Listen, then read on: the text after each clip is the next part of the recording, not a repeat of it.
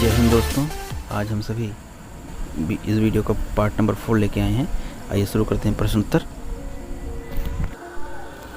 मनोलैंगिक विकास का सिद्धांत किसने दिया? एरिक्सन ने, चोम्स्की ने, पियाजे ने कि फ्रायड ने? तो इसका उत्तर डी सही होगा, फ्रायड ने इसका जो सिद्धांत दिया। नेक्स्ट क्वेश्चन है, किसने व्यक्तित्व को लंबकाय, सुडैलकाय तथा गोलकाय में वर्गीकृत किया? तो जुंग ने, क्रिस्मर ने, स्प्रेंजर ने कि मुरे ने? तो उत्तर बी सही होगा, क्रिस्मर ने इसको दिया है। नेक्स्ट प्रश्न है, पियाजे के अनुसार परिकल्पना युक्त तर्क की भावना, हाइपोथेटिकल रीजनिंग बच्चों में निम्न में से कौन सी स्थिति में उत्पन्न हो जाती है? तो उत्तर बी सही होगा, औपचारिक कार्यवाही या फॉर्मल ऑपरेशंस में। नेक्स्ट प्रश्न हम लोग देखते हैं, ब्रिटिश राज के आरंभ में भारत में पाश्चात्य शिक्षा को लागू करने की दिशा में कंपनी का रवैया क्या था? तो कंपनी का रवैया इसके समर्थन में ही थी, तो इसका उत्तर दो सही होगा। नेक्स्ट प्रश्न आप देखिए, मुस्लिम काल में प्राथमिक शिक्षा के लिए कौन सी संस्था उत्तरदायी थी? मकतब, मदरसा, मौलवी परिषद, गृह परिषद? तो उस समय जो प्राथमिक शिक्षा के लिए उत्तरदायी था वह था मकतब, तो इसलिए उत्तर एक सही होगा। नेक्स्ट प्रश्न, उपदेश देने के लिए गौतम बुद्ध द्वारा कौन सी भाषा प्रयोग की जाती थी? तो उपदेश देने के लिए उस समय गौतम बुद्ध द्वारा पाली भाषा का प्रयोग किया जाता था, इसलिए उत्तर दो सही होगा, जो उस समय की मुख्य भाषा उनकी थी। नेक्स्ट प्रश्न, बौद्ध शिक्षा प्रणाली की विशिष्ट विशेषता क्या है? तो विशिष्ट विशेषता उस समय की है जो बौद्ध शिक्षा प्रणाली की, वो यह कि बौद्ध प्रत्येक विद्यार्थी को सन्यासी बनना पड़ता था उस समय, तो इसलिए उसका उत्तर 3 सही होगा। नेक्स्ट प्रश्न, भारतीय शिक्षा का महाधिकार पत्र किसे कहा जाता है? वुड का घोषणा पत्र को, मैकाले का विवरण पत्र को, कि चार्टर एक्ट 1830 या चार्टर एक्ट 1813? तो उत्तर 2 सही है, मैकाले का विवरण पत्र 1835 को भारतीय शिक्षा अधिकार का महाधिकार पत्र कहा जाता था। नेक्स्ट प्रश्न है, इसमें सही विकल्प चुनना है, तो 4 विकल्प आपके सामने, देखिए इसमें से कौन सा सही है। तो इसमें जो दूसरा विकल्प है वह सही है, खुला विश्वविद्यालय दूरस्थ शिक्षा का अभिन्न अंग होता है, इसलिए इसका उत्तर 2 सही है। नेक्स्ट प्रश्न है, स्वतंत्र भारत के सामाजिक दर्शन की चर्चा कहाँ की गई है?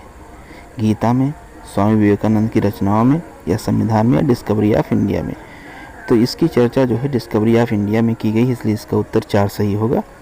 नेक्स्ट प्रश्न है, कोठारी शिक्षा रपट 1964 किसके समक्ष प्रस्तुत की गई? S Radhakrishnan, M C. Chagla, P N. Kripal, या आर.एस. गोपाल स्वामी?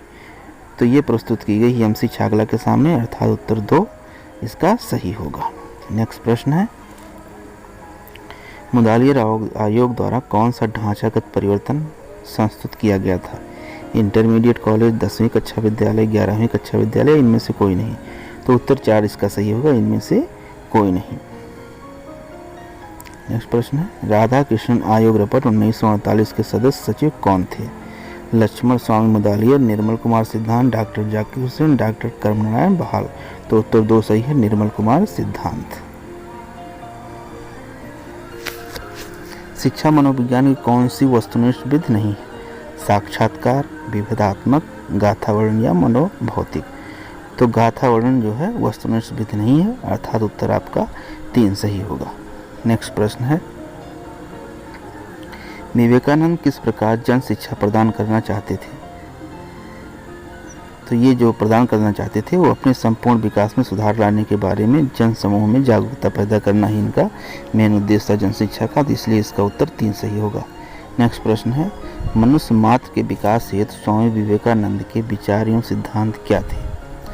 इनका विचार और सिद्धांत जो था मनुष्य के मात्र के विकास के लिए वो यह कि शिक्षा को मनुष्य के अंतर्गत का विकास करना चाहिए, अर्थात उत्तर 2 सही होगा। नेक्स्ट प्रश्न है, 1854 का घोषणा पत्र वुड घोषणा पत्र के नाम से जाना जाता है क्योंकि चार्ल्स वुड नियंत्रण बोर्ड के अध्यक्ष थे। नेक्स्ट प्रश्न जो होगा ये देखते हैं, अधोमुखी निस्पंदन परिकल्पना क्या थी? कतिपय धनी व्यक्तियों को शिक्षित बनाना ताकि उनका ज्ञान अधोमुखी निस्पंदन कर पाए, यही परिकल्पना थी, अर्थात उत्तर 3 सही होगा इस प्रश्न का। नेक्स्ट प्रश्न देखते हैं, मैकाले के विवरण पत्र द्वारा किसके बीच व्याप्त विवाद का समाधान प्रस्तुत किया गया? जो विवाद का समाधान इसके द्वारा प्रस्तुत किया गया है वह पुरातन पंथियों और आधुनिकतावादियों के बीच जो विवाद था, उसका समाधान प्रस्तुत किया गया इस पत्र द्वारा, अर्थात उत्तर 2 सही है। नेक्स्ट प्रश्न, ईस्ट इंडिया कंपनी ने सर्वप्रथम शिक्षा की जिम्मेदारी कब ग्रहण की? वो 1773, 1793 या 1813 या 1833 में? तो उत्तर 3 सही है, 1813 में सर्वप्रथम शिक्षा की जिम्मेदारी ईस्ट इंडिया कंपनी ने संभाली। नेक्स्ट प्रश्न है, वाराणसी में संस्कृत कॉलेज की स्थापना हुई 1792 में, 1813 में, 1784 में कि 1793 ईस्वी में? तो इसका उत्तर 1 सही होगा, 1792 में वाराणसी में संस्कृत कॉलेज की स्थापना की गई। नेक्स्ट प्रश्न है, शिक्षा में युद्धोत्तर विकास हेतु एक रिपोर्ट कब प्रस्तुत की गई थी? 1947, 1944, 1939 को 1945 में? तो ये प्रस्तुत की गई है 1944 में। एक एवं रिपोर्ट आई थी जो प्रस्तुत नहीं हो पाई थी, उसका कारण ये था कि उस समय द्वितीय विश्व युद्ध छिड़ गया था, इसलिए रिपोर्ट लागू नहीं हो पाएगी थी, इसीलिए इसका प्रश्न इसके बाद आ रहा है, इसकी व्याख्या मैंने पहले कर दी है। तो बुट एवं रिपोर्ट क्यों नहीं लागू हुई थी? तो मैंने पहले व्याख्या कर दी इसकी, द्वितीय विश्व युद्ध उस समय छिड़ गया था 1939 के आसपास, इसलिए ये रिपोर्ट लागू नहीं हो पाई थी। नेक्स्ट प्रश्न है, कलकत्ता विश्वविद्यालय आयोग 1919 के एक सदस्य कौन थे? तो सर आशुतोष मुखर्जी जो है उसके एक सदस्य थे, और जो है बाकी एक अध्यक्ष थे और 2 सदस्य उसमें थे। तो एक सदस्य का सर आशुतोष मुखर्जी थे, इसका उत्तर 2 होगा। और उस समय माइकल जो है सैडलर थे उसके अध्यक्ष थे, और दूसरे जो सदस्य थे वो डॉक्टर जियाउद्दीन अहमद थे। और पहले आप देख रहे बता चुका हूँ, सर आशुतोष मुखर्जी थे उसके सदस्य थे। हंटर आयोग 1882 ने मुख्यतः किस स्तर की शिक्षा के संबंध में अपनी संस्तुतियाँ प्रस्तुत की थी? प्राथमिक शिक्षा की, बालिका की, मुस्लिम की, विशेष शिक्षा? तो उत्तर 1 सही होगा, प्राथमिक शिक्षा संबंधी इन्होंने अपनी संस्तुति प्रस्तुत की थी। नेक्स्ट प्रश्न है, दर्शन शास्त्र की कौन सी शाखा शिक्षा की विधि से अधिक लक्ष्य एवं उद्देश्य को महत्व प्रदान करती है? तो यह जो प्रदान करती है वो है आपका आदर्शवाद, अर्थात उत्तर 2 इसका सही होगा। नेक्स्ट प्रश्न है, दर्शन शास्त्र की कौन सी शाखा मुख्यतः शिष्य केंद्रित शिक्षा को सुझाव देती है? आदर्शवाद, अस्तित्ववाद, प्रकृतिवाद के परिणाम? तो आप सभी इस उत्तर को मेरे ख्याल से जानते होंगे, इसका उत्तर 3 सही होगा, प्रकृतिवाद। नेक्स्ट प्रश्न, शिक्षकों को दर्शन शास्त्र भी जानना चाहिए क्योंकि? क्योंकि सभी शैक्षिक प्रश्न अंततः दर्शन शास्त्र के ही प्रश्न होते हैं, अर्थात उत्तर 3 आपका सही होगा। नेक्स्ट प्रश्न है, विद्यालयों में लिंग न्याय क्यों नहीं है? परंपरा की वजह से? यह अपेक्षित है कि लड़कियों के पाठ्यक्रम का क्षेत्र अलग हो, समाज में भेदभाव के कारण कि लड़कियां शिक्षा में रुचि नहीं लेती? तो उत्तर 1 सही है, परंपरा की वजह से विद्यालयों में लिंग न्याय नहीं हो पाता है। नेक्स्ट प्रश्न है, इनमें से कौन सी स्थिति शिक्षा के खराब स्तर के लिए जिम्मेदार नहीं है? शिक्षा का दोहरा मानदंड, धनी व्यक्ति खराब स्तर की परवाह नहीं करते, कि शिक्षक अपनी जिम्मेदारियों से जूझ जाते हैं, या विद्यार्थी धार्मिक नहीं होते? तो उत्तर 2 सही है, धनी व्यक्ति खराब स्तर की परवाह नहीं करते हैं। नेक्स्ट प्रश्न, राष्ट्रीय प्रौढ़ शिक्षा योजना को भारत सरकार ने आरंभ किया था 1976 में, 1978 में, 1982 में, 1986 में? तो इसका उत्तर 2 सही होगा, 1978 में राष्ट्रीय प्रौढ़ शिक्षा योजना भारत सरकार ने आरंभ किया। नेक्स्ट प्रश्न, राष्ट्रीय शिक्षा नीति 1986 शुरू हुई इंदिरा गांधी के समय, राजीव गांधी के समय में, विश्वनाथ प्रताप सिंह के या चंद्रशेखर के समय? तो आप सभी इस प्रश्न को मुख्यतः जानते हैं, उत्तर 2 सही होगा, राजीव गांधी के समय 1986 में शिक्षा नीति शुरू हुई। नेक्स्ट प्रश्न, शिक्षा का सर्वोत्तम उद्देश्य है व्यक्ति के चरित्र का संपूर्ण विकास, व्यक्ति का सर्वांगीण विकास, व्यक्ति का सामाजिक विकास या व्यक्ति के शरीर एवं बुद्धि का विकास? उत्तर 2 इसका सही होगा, व्यक्ति का सर्वांगीण विकास ही शिक्षा का सर्वोत्तम उद्देश्य होता है। नेक्स्ट प्रश्न, माध्यमिक स्तर के पाठ्यक्रम में कार्य अनुभव की संस्तुति की गई थी? आचार्य नरेंद्र समेत कोठारी आयोग के द्वारा, मुदालिर आयोग के द्वारा कि राधा कृष्ण आयोग द्वारा? तो उत्तर 2 सही है, कोठारी आयोग द्वारा ये सही जो है संस्तुति की गई थी। नेक्स्ट प्रश्न है, सहसंबंध का गुणांक क्या होता है? एक तरह का प्रभाग, 2 परिवर्तनों के बीच सहसंबंध का एक सूचक, जांच सूची एवं मूल निर्धारण पैमाने के बीच संबंध, या प्रेक्षक की भूल की दर? तो उत्तर 2 सही है, 2 परिवर्तनों के बीच सहसंबंध का एक सूचक है यह। नेक्स्ट प्रश्न है, माध्यिका का परिकलन किस मामले में किया जाता है? औसत ज्ञात करने में, कि उस स्थिति को ज्ञात करने जिसके नीचे या ऊपर 50% प्राप्तांक के मामले पड़ते हैं, या स्थिर केंद्रीय प्रवृत्ति को ज्ञात करने में, या इनमें से कोई नहीं? तो उत्तर 2 सही है कि 50% प्राप्तांक के ऊपर नीचे को यह ज्ञात करता है। समूहीकृत आंकड़े हेतु मानक विचलन को परिकलन के लिए निम्नलिखित में से किस सूत्र का प्रयोग करना है? पड़ता है? तो इसका उत्तर 2 सही है, root sigma f x square by n, यह सही है।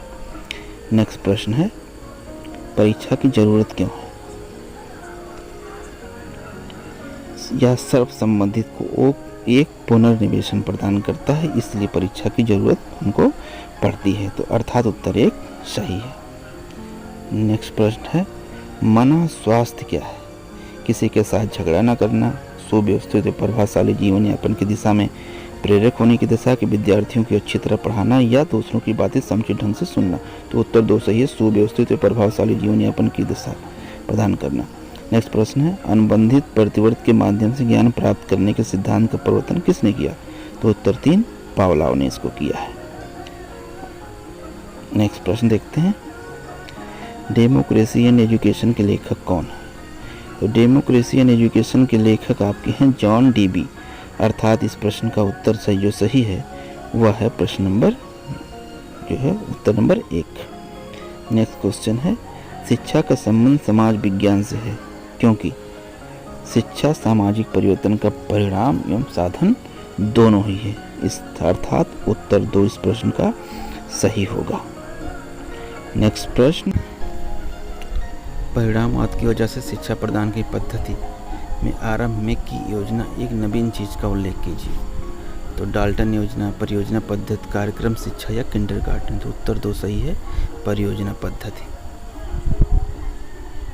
नया प्रश्न, सिद्धरस्तु नामक पुस्तक पढ़ाई जाती थी प्राथमिक शिक्षा स्तर पर कि पूर्व प्राथमिक शिक्षा स्तर पर या उच्च शिक्षा पर या माध्यमिक शिक्षा पर?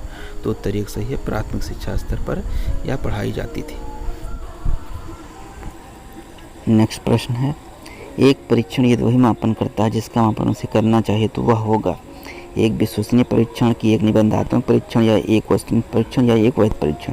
तो इसका उत्तर 4 सही होगा, यह एक वैध परीक्षण होगा। वीडियो देखने के लिए आप सबको बहुत बहुत धन्यवाद। जय हिंद।